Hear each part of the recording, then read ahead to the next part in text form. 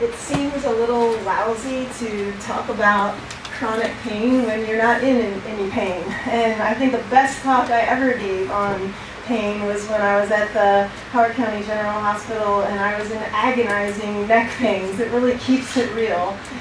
So everything I'm talking about today is really coming from a place of so much compassion for people who are in pain. And when I've been interested in pain since 1998 when I started my acupuncture practice, because obviously 95% of patients who come for acupuncture come for pain. But when I really got interested enough to start thinking and researching and talking about it was when I accidentally had an experience that was pretty unusual with pain myself. I had taken a 400-degree oven-safe glass dish out of the oven, and it exploded in my hand. And 5 shards of 400-degree glass shot into my eye, melted with the aqueous humor, and fused there nicely. The really abbreviated version of the story, and I tell it at greater length in my book and some other places on YouTube if anyone's interested. But the short of the story is that by the time the doctor got the shards out 45 minutes later, he said, hold on a minute, I'm going to go get another doctor to come, have a final look, he says. And really what happened is when the second doctor came in, she said, I can't believe what I'm seeing. With what you've been through, the eye should be completely bloodshot, lacerated in multiple places. And instead, I don't see anything. It's like it healed right behind the removal of the shards. Well, the other interesting thing about it is never once during the experience did I have pain. And trust me when I tell you, the nurses were chasing me around with Valium and Percocet saying, lady, you're in shock, and if you don't do something to get ahead of it, you're going to be sorry. And what they didn't know is that I was in a very altered state, which I'm going to talk to you about in a little bit. And because I was in that state, I literally had no pain. And I didn't really think about how amazing that was until later. But really it harkens back to a tradition that has been studied and observed before. There's rapid wound healing in Southeast Asia. So there are people there who will put themselves into a spiritual or ecstatic trance while they're walking through the streets and festivals. I see people nodding. And they'll do things like feed spears through one cheek and out the other, or take their shirt off and hang themselves on barbs from their backs. And they purport to have no pain. And when they remove the spears or barbs later, the wounds heal up what's considered unusually fast. They bleed unusually little. And in my experience at this point, I'm not so sure it's unusual. I'm wondering if what we consider typical is what's unusual. But that because we don't know a darn thing about a heart-mind-body approach to pain, that we're not using what this long-standing tradition knows, and so we think it's normal to have heightened pain, maybe what we would call prolonged or delayed wound healing. And so that's what I hope to share something about. Let's see here. And, all of this, especially rapid wound healing, it's a living tradition. And if we don't practice it, then the tradition dies or is unavailable to us. And so it's really up to us, people dealing one-on-one with people in pain, to be able to share something that's not standard of care right now, and really in our culture isn't known about or understood at all.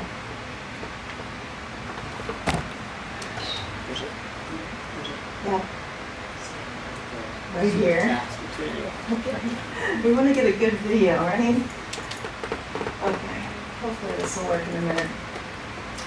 So, just like Dave asked me when we got here, why on earth is heart in here, right? Everyone's heard of a mind-body approach to pain. Why heart?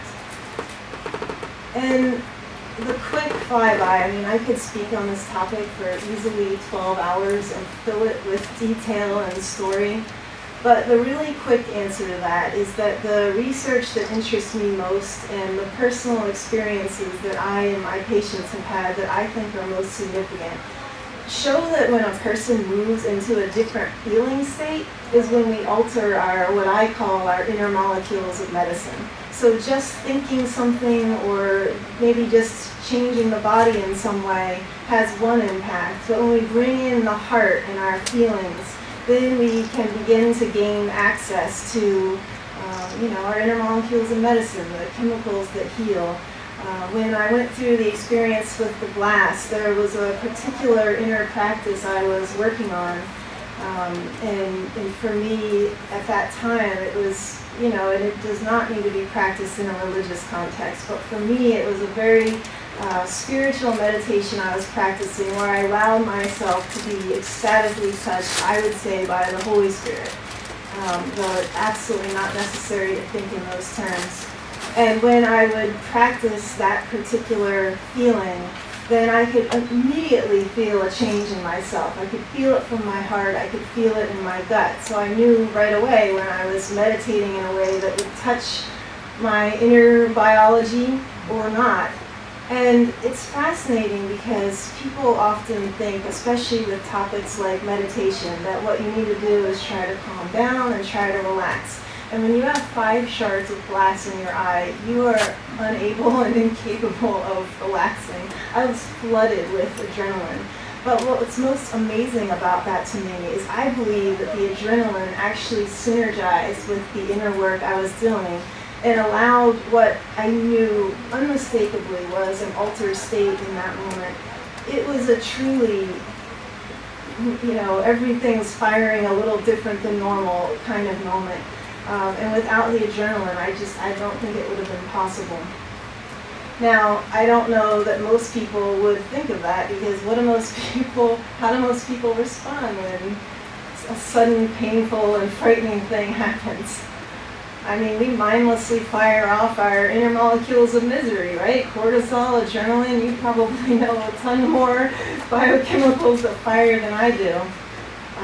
But this technique, it's just amazing how it works. On the car ride over here, I couldn't believe the timing. A woman called me and said, I couldn't believe it. Well, she said, call me back quick, I need help. So I called her back and said, what's going on? And she said, I'm so glad it took you an hour to get back to me. You're never going to believe what happened. She said, I was cooking bacon, and I don't know what happened, but I slipped, and the pot dropped, and the grease splashed up in my face and caused an absolutely frightening burn. And she said, my first response was complete panic. And my second response is, I know from Bridget I can't panic. So she said, I ran and grabbed your book and I reread the chapter on pain. I'm like, oh my God, thank you. And I'm like, you didn't run to the ER? No, I'm not anti-conventional medicine.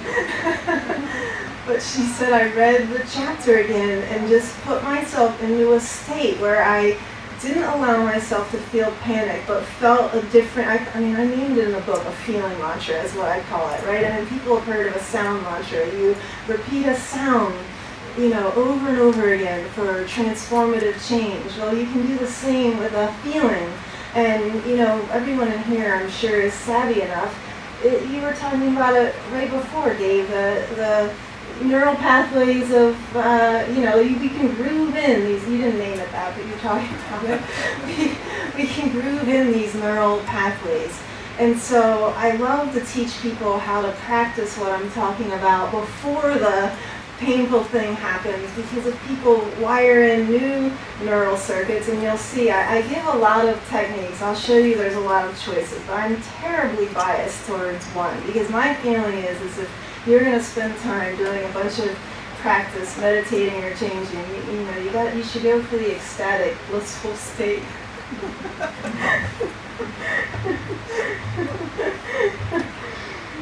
So, and there's one more story I want to tell to sort of put this all in context. I had a patient who came to me for pain relief, and she was about 10 years out from a really crazy thing that happened. She'd gone in for a minor surgery up on her left shoulder, And when she woke up, she had an excruciating pain on her right groin.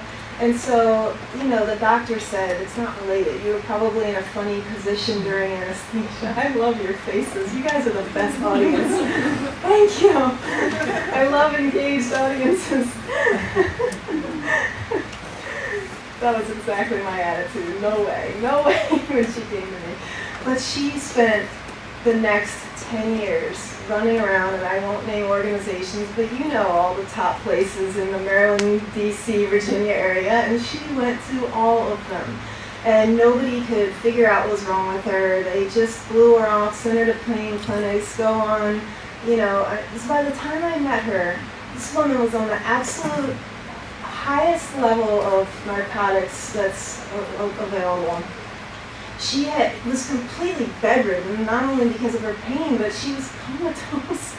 And it was the saddest story because she had owned her own business, but she had to completely disassemble because she didn't have the cognitive bandwidth anymore to keep up with it. And she eventually lost the waterfront dream home that she had built from the success of her amazing business.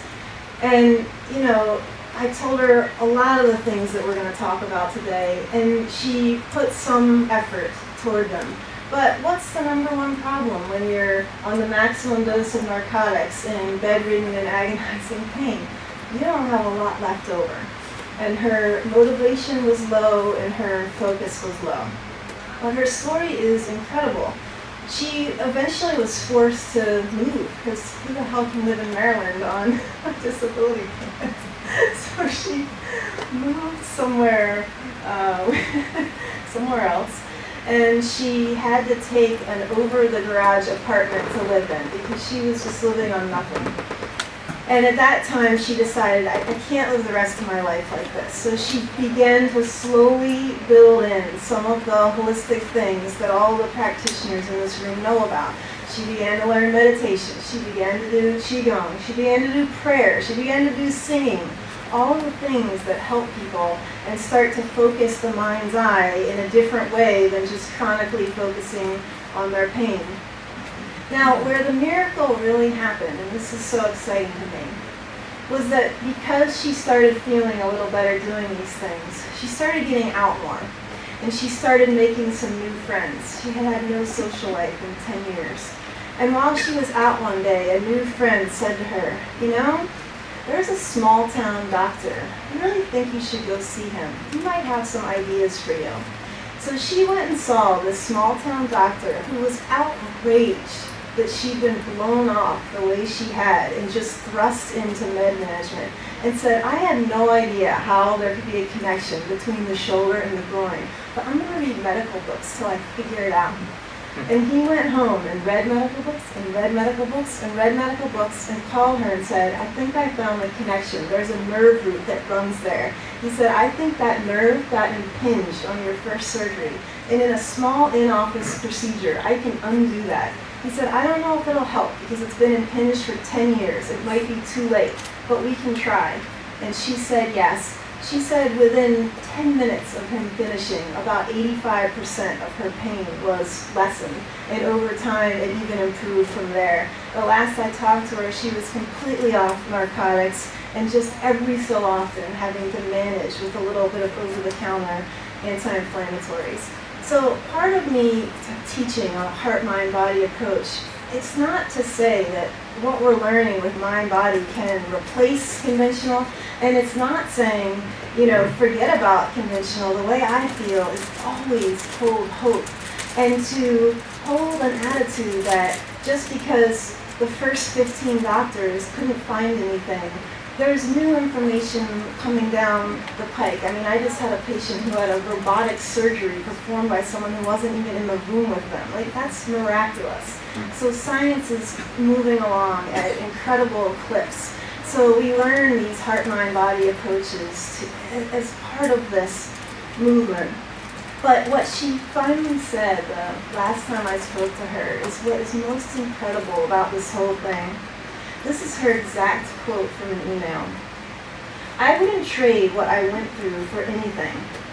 I would have spent the rest of my life tied up by my high-status job and my high status lifestyle. Now I live simply and am free. I spend my days walking in nature with time to pray, time to meditate, time for friends, and time to take the classes I always wanted to take. I would never have been able to undo the complicated life I had put together. Life undid it for me. I had everything, and now I have nothing. Yet my life is immensely more rich and rewarding. I am forever grateful. And to me, as pain providers, holding that vision, because so many times our patients can't even access a possibility like that for themselves. And it's so easy to get caught in their suffering and feel disheartened and hopeless ourselves. So sometimes the greatest gift we can give is holding, even if we don't say it, because maybe it's insulting to say, don't worry, one day you might think this is the best thing ever happened. You don't say that, but you hold it in your heart and they can feel it and tell stories and share stories like this so that it opens a new possibility for people. All right, let's try this remote again. It's not going to do it for me. It's okay. Okay, why do I have this pain? Pain has a meaning and a usefulness. Stay in the inquiry of possibility while cultivating the heart-mind-body approach. Now, one of the things that the phrase I coined is live in continuous creative response. Because with pain, what I see so many times in my own practice is that patients become disheartened and aren't willing to try something new. And sometimes we feel bad about even suggesting that they be hopeful because, we don't want to promote false hope. And so one thing that really caught my eye, you guys probably know this book, The Brain's Way of Healing, Remarkable Discoveries and Recoveries from the Frontiers of Neuroplasticity. Somebody's got to have read it. Oh, no, you haven't. That's wonderful. All right, so you won't mind if I mispronounce his name. I'm not sure how it's said, but the author is Dr. Norman Deutsch. Deutsch. Thank you. Deutsch. Thank you. And something that I'm going to touch back to this book a few times because there's some pretty profound stuff in there. But one thing that he talked about that really caught my mind, and I'm sure there are a lot of providers in this room that are involved with support groups, and I'm a huge fan because everyone needs support and community. What's the problem with support groups? They complain. Yes, that's exactly right. They can often deteriorate into a place of complaint. And you often aren't seeing someone who has improved the condition, and so it's not a place of hope or inspiration. So many times, thank you, so many times, the way I feel, and I know a bunch of people in here read my book, I'm so honored, thank you.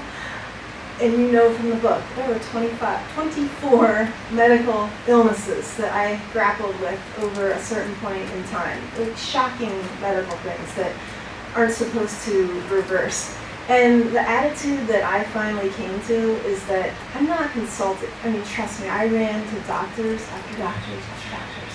And what I finally came to is I'm not asking anyone unless they reverse this themselves.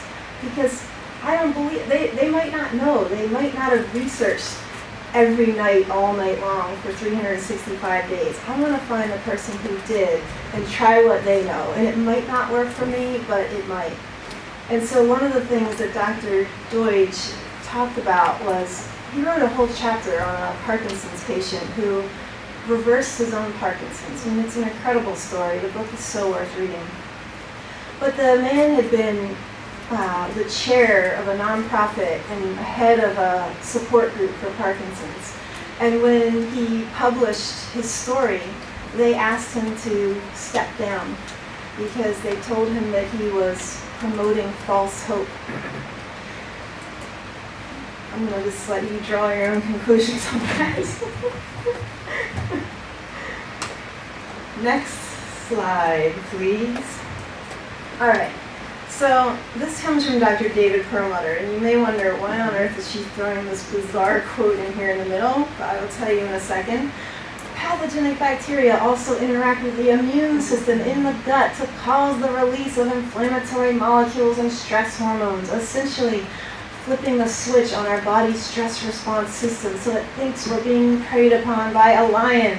New science is also revealing that bad bacteria can change how we perceive pain.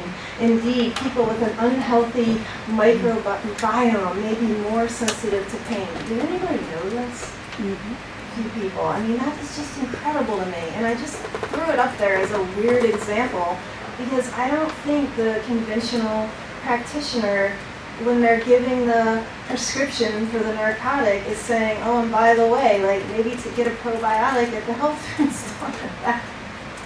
So there are, and it may be that, and I don't even know which strains Perlmutter recommended. I haven't finished the book yet. But this is an example of all the tiny little things that might make small differences, that if someone knew 8 or 10 of these things and tried all of them, could synergize into a resolution. And so just helping our patients know that, just always hold to hope.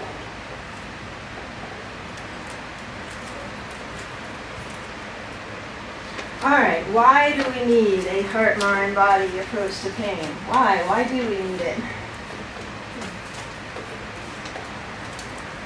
We have amazing pain clinics, medication, surgery, cortisone, nerve blocks, and yet people are still in incredible and intense and agonizing chronic pain. And as Dave mentioned earlier, the drugs, our morphine receptors keep multiplying. So the more drugs you take, the more drugs you need, and it doesn't always work.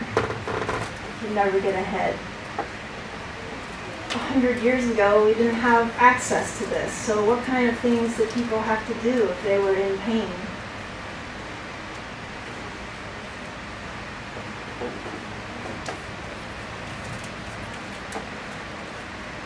Sorry. Okay. Don't get ahead. Chanting, dancing, fasting, whirling, prayer, drumming, right? These things that put yourself in a different state of consciousness to be able to bear pain and hopefully rapid wound heal so that the source is modified. And we've lost all of that. People aren't doing anything. They just go outside of themselves and seek external help.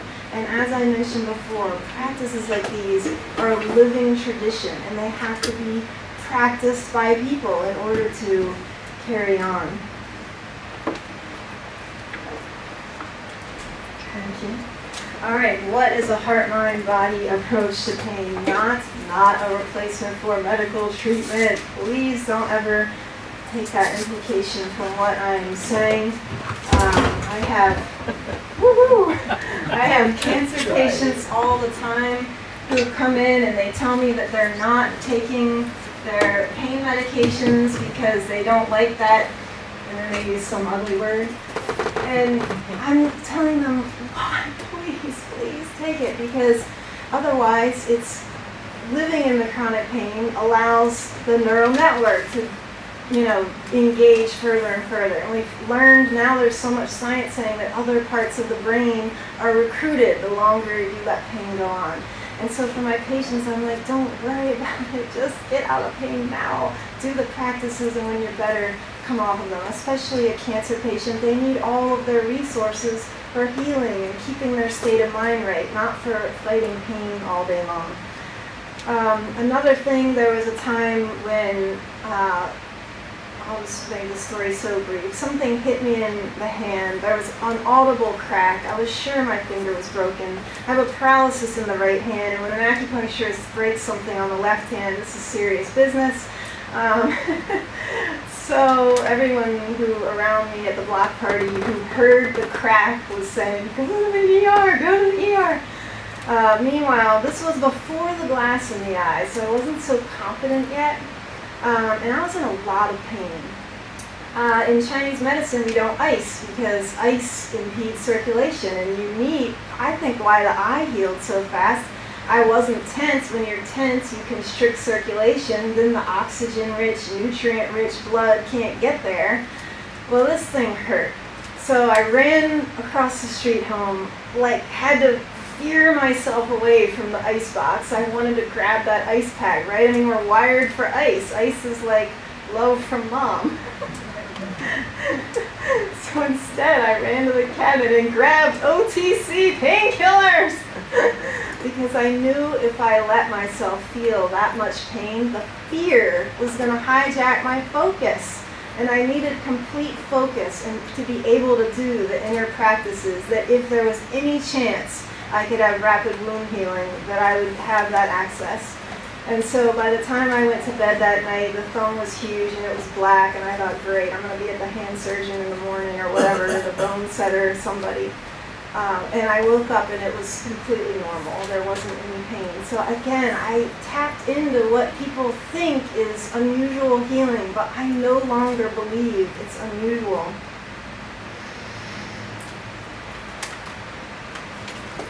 Oh, thank you. That's much more smooth. So in Duwage's book that I mentioned, he had a whole segment where he interviewed Michael Moskowitz, MD. Has anyone heard of him? This guy is just so interesting. He ended up being a pain specialist out of necessity. He had 10 years of problems with a severely herniated disc and taking high level of narcotics. And then he went horsing around at the San Rafael dump one day, jumped off a tank, failed to see the barb sticking out of the side, and it caught him on the leg, and the next thing he knew, he was dangling from the barb with his leg at an unnatural angle.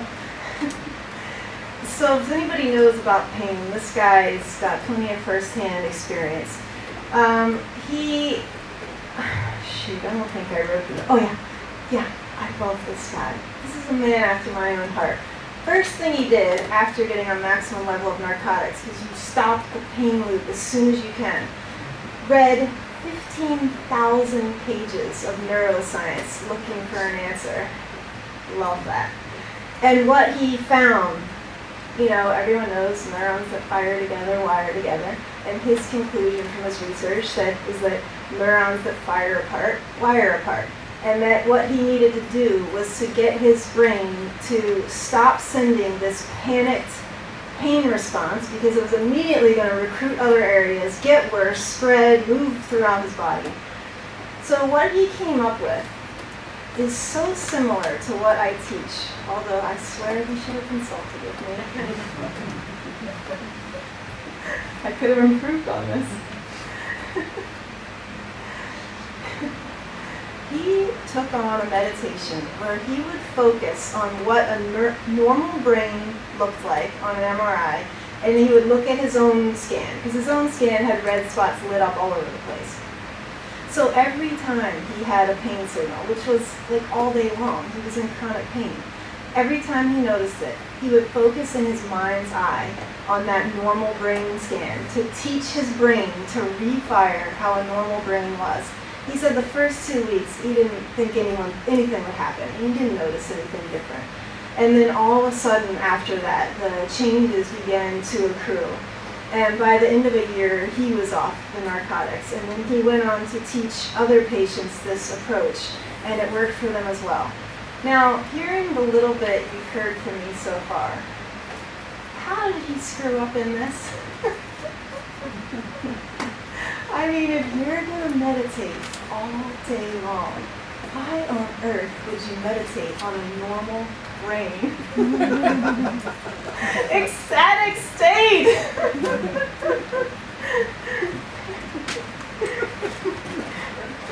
Just me. Let's see. Alright, slide please. So as he illuminated, what? How did we get there? Oh, hold on. Where are we? Oh, I don't think I read that one. Thank you. Just stay right there for a second. So as he said, I don't believe in pain management anymore. I believe in trying to cure persistent pain. This is a radical departure from the norm. When the nurse, so Deutsch. I don't know. I need to wire that in my neural network. Deutsch said, when the neurons on our pain map get damaged, they fire incessant false alarms, making us believe the pain is in our body when it is mostly in our brain. Long after the body is healed, the brain is still firing, and everyone in here knows this. The acute brain has developed an afterlife. It becomes chronic pain. And one of the reasons I'm saying this is we are doing a video, and I hope so much that patients will listen and have hope. Okay, now next slide, please. Thank you. When the neurons on our pain map get damaged, sorry, just read that. All right, one more slide for me.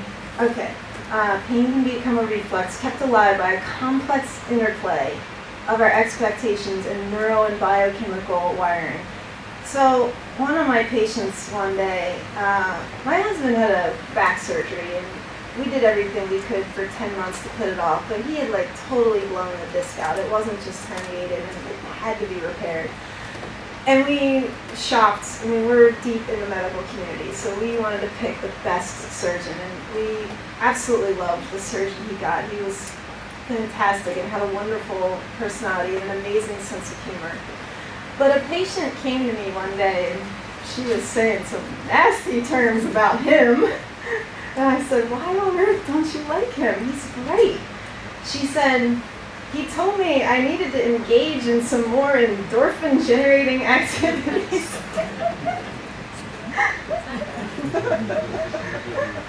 Now, he was right. She totally needed to engage in more endorphin-generating activities, but this is not helpful if people don't know how. One more slide, please. Chronic pain is plasticity gone wild. I had to be relentless, even more relentless than the pain signal itself, says Moskowitz. So, what we do is we find an endorphin-generating inner state, because what we know from research is that when we relive something in our mind's eye, it fires off in the brain and the body not all that different than when we're live real life experience. And so when we can go in our mind's eye to a past time where we had an ecstatic experience, or to someone who that feels too weird to, like a moment of compassion or a moment of feeling unconditional love. I mean, everyone's had some experience, and the great thing is that we all get to be the artists, and we teach our patients to be the artists. In fact, one patient the other day told me that the way she reinterpreted what I taught her about pain, because she didn't like the stuff I was saying, she packed her back in her mind's eye with gummy bears. What?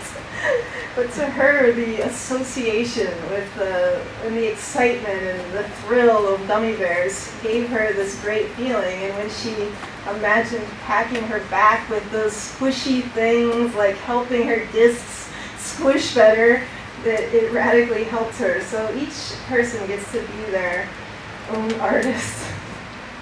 Next slide. Now, everyone in here knows about this, but we're putting this on here for the public. Secondary emotional content. This derails people's heart, mind, body efforts all the time. Thinking in their mind, what if I permanently damaged my?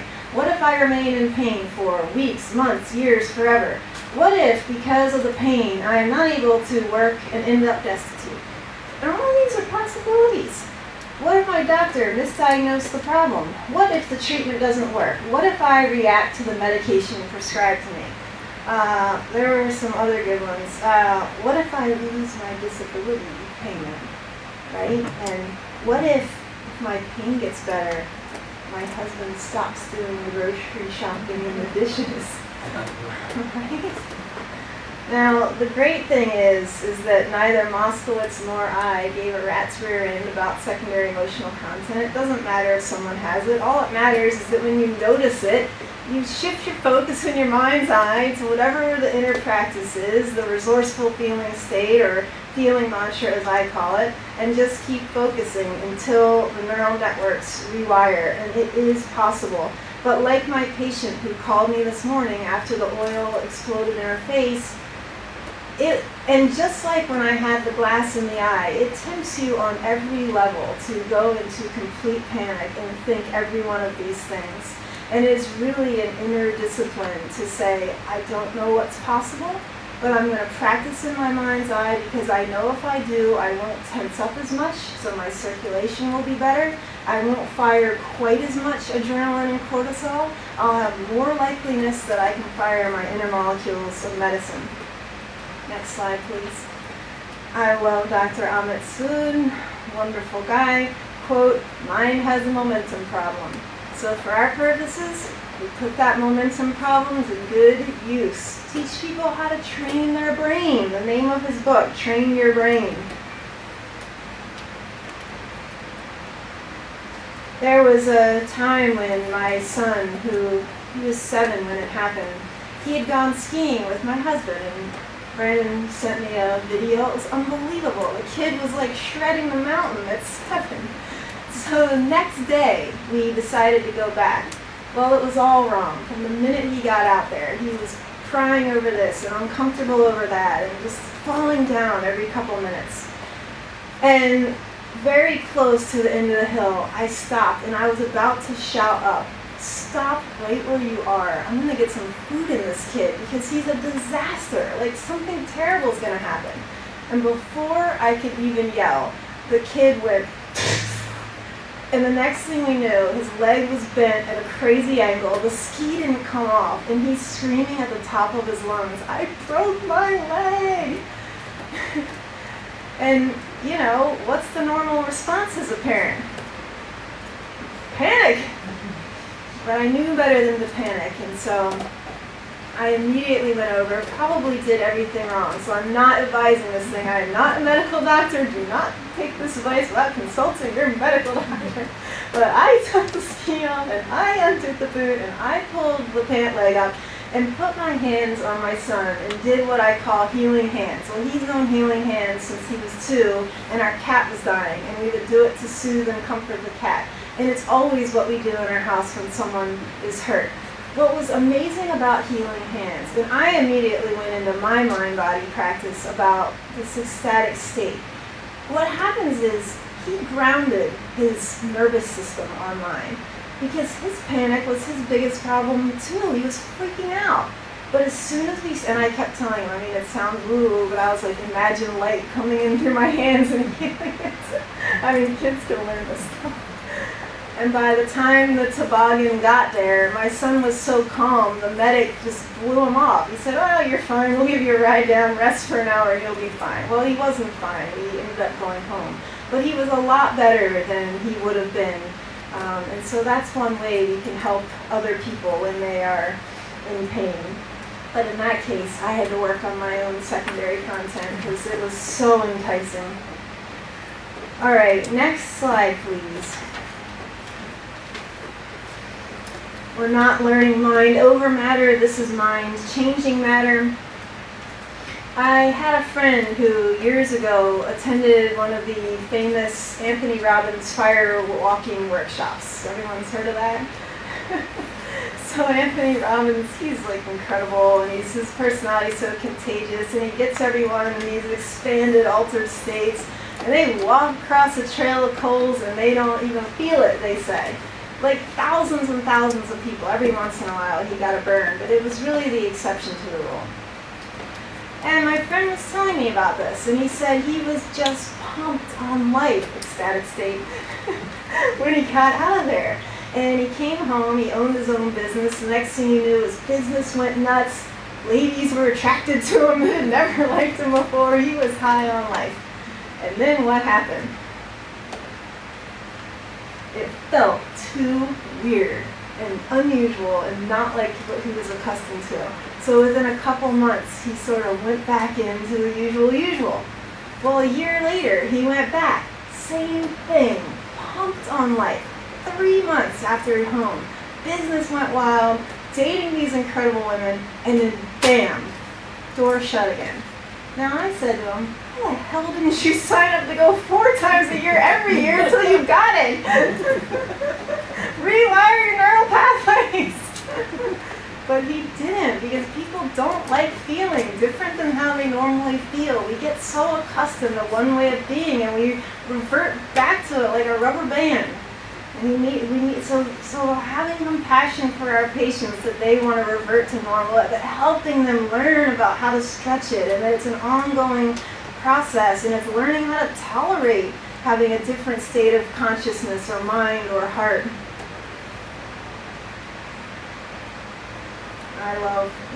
Okay, next slide, please. I gotta speed it up because we got started later than I thought. We're doing good. All right. Anything you imagine, your brain experiences as if it already happened, Dr. Emmett said. And this is what I was talking about earlier, using the mind's eye. I mean, we can literally flood our bodies with our inner molecules of medicine by focusing our mind's eye until we feel different. But as Moskowitz noted, he had to practice all day long. Now, by the end of the year, he didn't have to practice at all. Why? You know. Because it rewired the brain. He had effectively rewired the brain. You don't need to do the practices once you rewire the brain. So you're not signing on for life, you're signing on until you're better.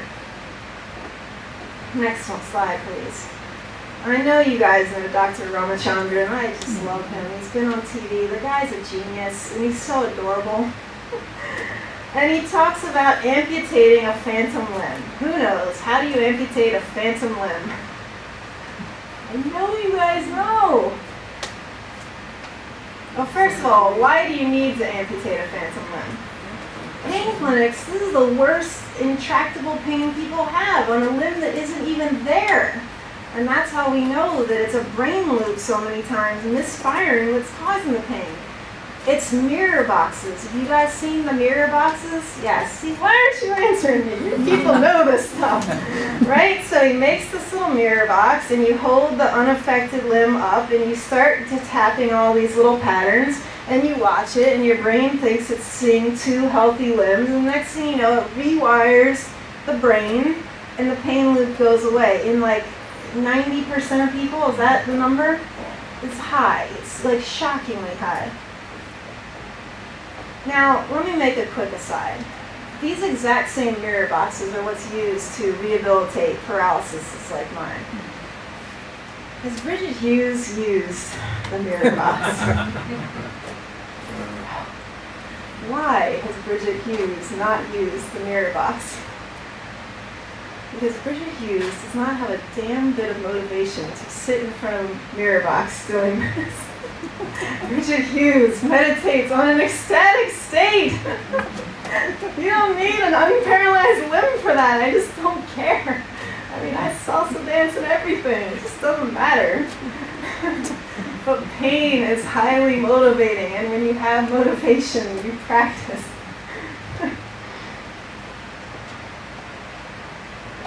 Next slide, please. Now, what they found for the people who weren't helped by the mirror box, and this is based on the research of scientist G.L. Moseley in Australia. Think of how remarkable this is. For a most excruciating chronic pain, a whole new treatment that uses imagination and illusion, we're already talking about mind's eye here, to restructure brain maps plastically without medication, needles, or electricity. So what they did, Moseley got the people with the mirror box didn't work on. And what he did, this is unbelievable. All he did was he told them, imagine moving the affected limb. And so they meditated, and I don't know how long it took, it wasn't long. They imagined moving the affected limb, and over time, by imagining moving the affected limb, the pain signature started to fire differently. And so really that work, in a sense, is the exact same work that I'm talking about. It's finding a meditative state. But again, I mean, there's so much more possibility here than just moving. All right, next slide, please. The placebo effect changes the brain. The placebo effect does not trick the brain, but rather stimulates an adaptive response. I mean, this I picked up in Larry Dossey's book, Space, Time, and Medicine. He had this incredible story where his pain research patients were getting pain relief from a placebo. And then he injects them with naloxone, right, which blocks the endorphin receptors, and the placebo effect doesn't work anymore. So, I mean, this is crazy. It's just one more thing illuminating the power of the mind-body connection to actually make a physiological change. So much of the time, it's just educating patients, and it's having the patients to work with them, unlike our amazing surgeon who just go do more endorphin-generating activities. I mean, that's not helpful. All right, so next slide, please. So this slide has broken the cardinal rule of presentations, right? Which is don't put so many words on a slide. So don't read this slide. I am going to read to you this slide. You are worshiping the volcano god of pain. The volcano god of pain is your master. You interpret your pain as a red flag, a warning that you are doing damage to your body. So you sacrifice things that you love, activities that give joy to your life, to be kept free from pain. You say to the volcano god, I will give up walking long distances if you keep me out of pain. I will give up lifting my children if you keep me out of pain. I will give up travel because long trips stress my spine. Just keep me from pain. But this God is never satisfied with any offering. It is appeased for only a short while. So the more you sacrifice, the more the God demands, until your life contracts as it has in a very, very narrow space. I believe you can be freed from your pain. Ignore the pain. We can do better than that. Focus on an ecstatic state. No more worshiping this God. No more sacrifices. Just disregard its demand. As your mind reorients its belief, the pain will lessen. Your ligaments and tendons carry a memory of the trauma done to you, and they recall the pain at the slightest provocation. By using your spine, muscles, and ligaments and strengthening them, you can erase that memory. Jeremy Grubman, MD, recalling a consult with Dr. James Rainbow from Anatomy of Hope. Now, I don't really care about that slide. I mean, it sums up all the stuff we're saying. But I looked out in the audience a couple times while I was reading, and there were a bunch of you reading along, and I told you not to. You found it irresistible to look at that screen. Right? And this is what the pain response is like. It's almost irresistible to look at. But like race car drivers, you can't look at the wall, and tightrope walkers, you can't look at the ground. You have to look where you're going. And so this is the most critical thing that we can teach our patients. All right, so I'm going to give you our heart, mind, body toolkit. And you all know now I'm highly biased, so there's only one that really matters. I'll give you a few more just in case you like gummy bears or something else.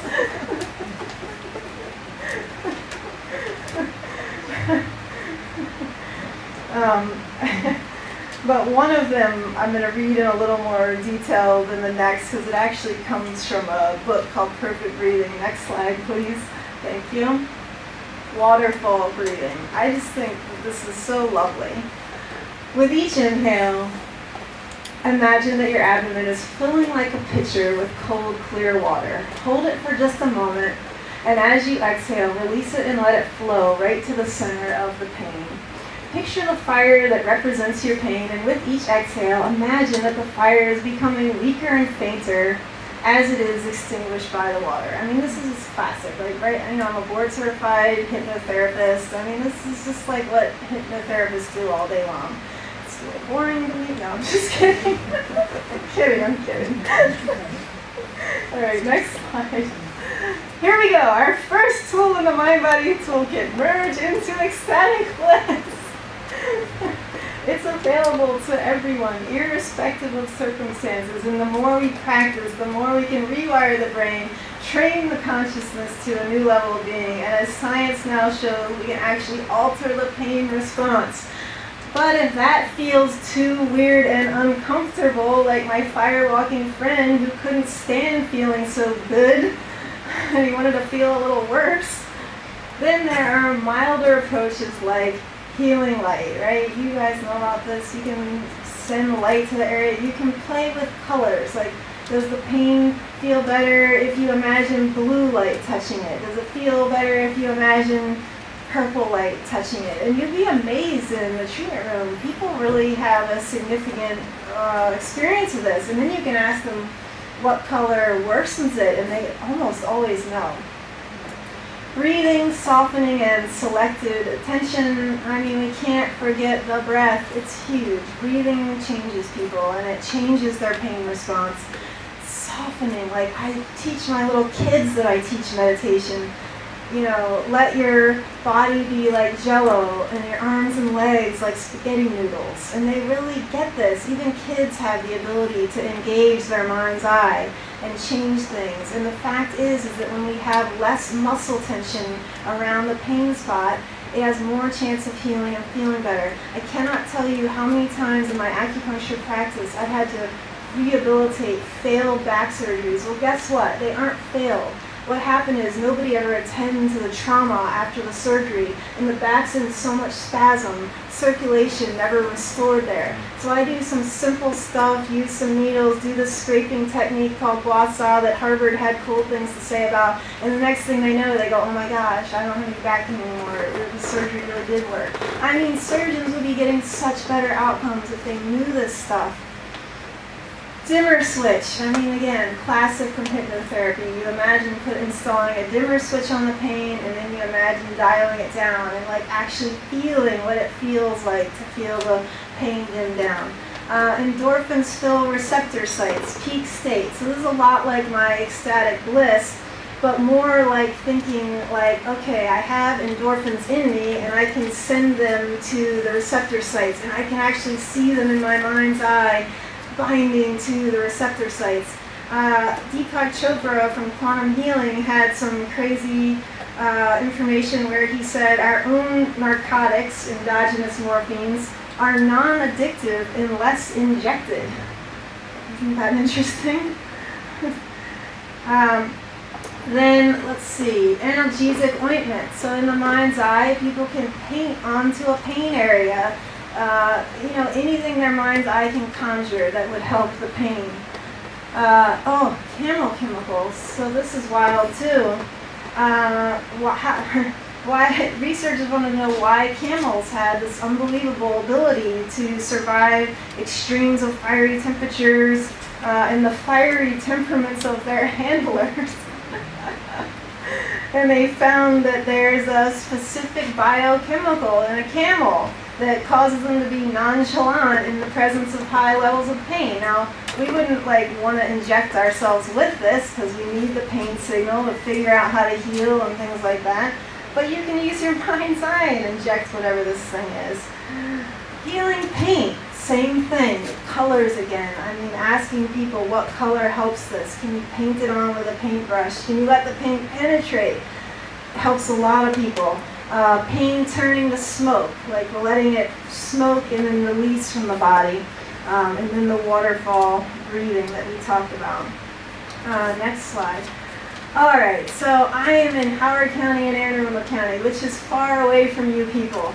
I hope to collaborate more with the National Pain Coalition, maybe to do some offerings, because there's so much richness here, and actually doing some of the practices, guiding some of the meditations. But for anyone who is near Columbia or Severna Park, I have Qigong classes, meditation in motion, where I teach all of these techniques and we practice them week after week until people get it deep into themselves.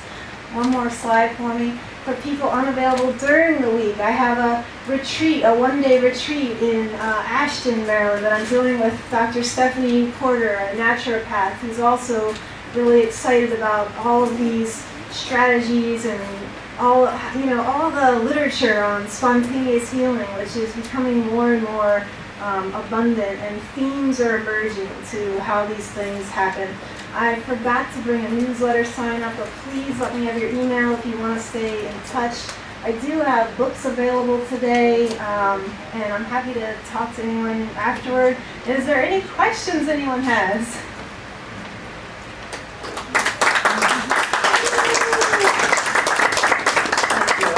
Go ahead. When you say that ignore the pain, are you suggesting that welcome? Okay, welcome's a great one too. And by the way, that wasn't me. That was that crazy slide to see if you all could look away or not. That's fine. Again, I mean, for me, I've honed it down to one thing that I practice, and it's this. I mean, it's a spiritual state for me, and it's a state where I access something greater than myself and let it move me and touch me in my heart. So I don't have time for ignoring it or releasing it. I mean, that's all great. But to me, if I'm going to use my mind's eye, I use it one way. I do it over and over again. I burn that neural network in so deep I can't fall into another highway if I try. Any other questions? Yeah. Can you say more about this nurturing this ecstatic state? So, now Lisa Marie, I know you are a person who has ecstatic experiences in your life. I've been to parties at your house.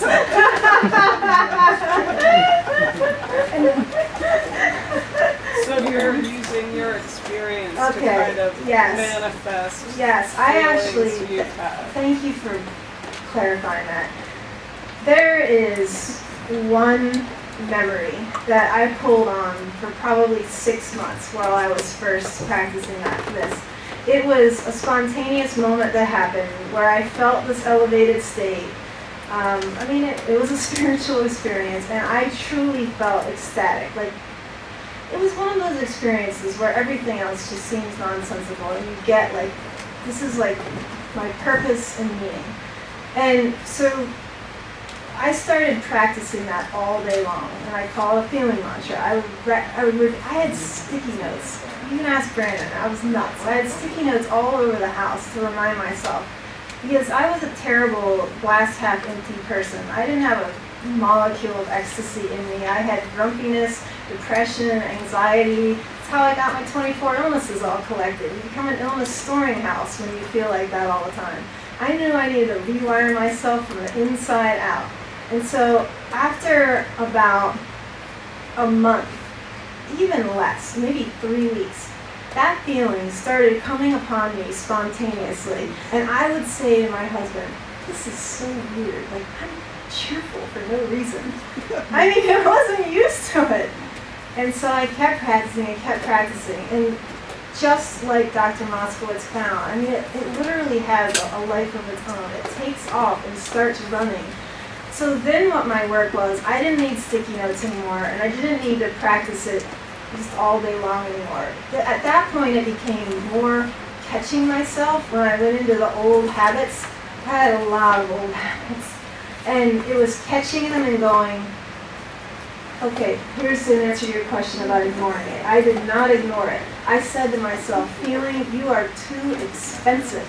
Because if I run you in my body, I'm firing my inner molecules of misery, and I can't afford to. I have illnesses medicine hasn't helped me with, and I need to vaporize them. So I've got to run my inner molecules of medicine.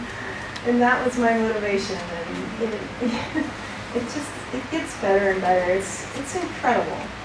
Truly transformative. Yeah. Any other questions? Thank you so So much. fun. You are so welcome. Thank you. I loved your laugh. Oh, good.